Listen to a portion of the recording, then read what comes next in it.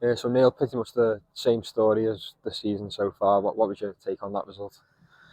Thought we were poor, to be honest. Without taking anything away from Curzon, I thought we were very good, very energetic, played some good stuff. Didn't create a great deal, but played some decent football. Took us probably 25 minutes to get to grips with them, changed the shape of the team. And I thought 10 or 15 minutes, we grew into the game at the end of the first half. Came out second half and you give a soft penalty away when there's, three men around the ball. It's always going to be an uphill task. They were buoyant. They're on a great run. They've had, I think, probably their 10th season at this level. But again, we huffed and puffed. And then you could, the second goal, you could drive a bus through the middle of the back four. And then the opportunities that we have had, ball flashing across the 6-yard box, I think it was 2 or 3. We've got nobody on the end of it, which is, as you say, the story of our season a little bit. But overall, we're beaten by the better side. And generally, we didn't do much in the game. Yeah, as we all know, the Curzon haven't conceded a goal away from home since August in the league this season. So it was always going to be a tough task to find the back of the net today. But how frustrating was it when you were getting into these good positions, good opportunities, and the ball just wasn't hitting the back of the net?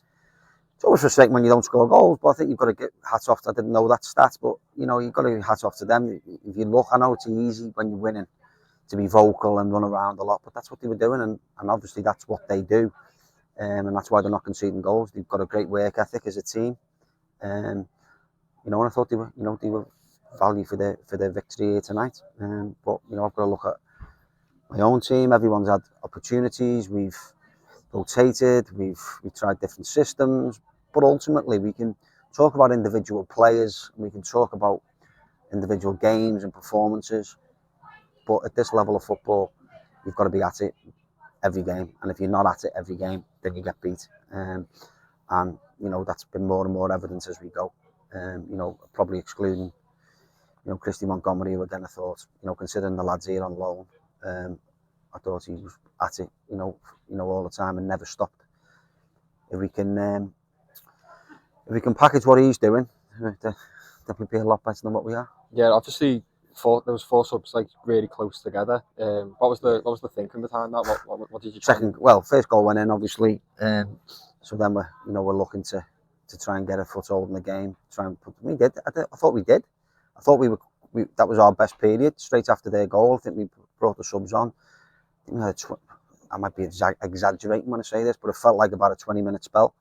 But then I talk to them all the time. I don't want to start talking with football cliches, but we talk about rest and shape when we've got the ball and defenders switch off and the lad goes through. It's a great finish, to be fair to him.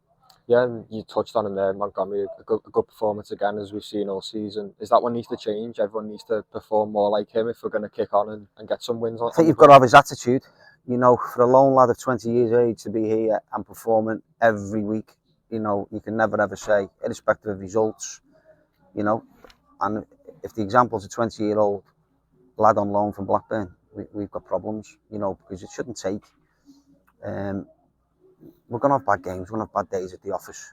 Tonight we can't talk about set pieces tonight, but we can sugarcoat it however we want, and ultimately I'm the manager, so it sits on my shoulders, firmly on my shoulders. But we were poor tonight, and fair play. Curzon were much better than us. Cheers, Neil. Thanks.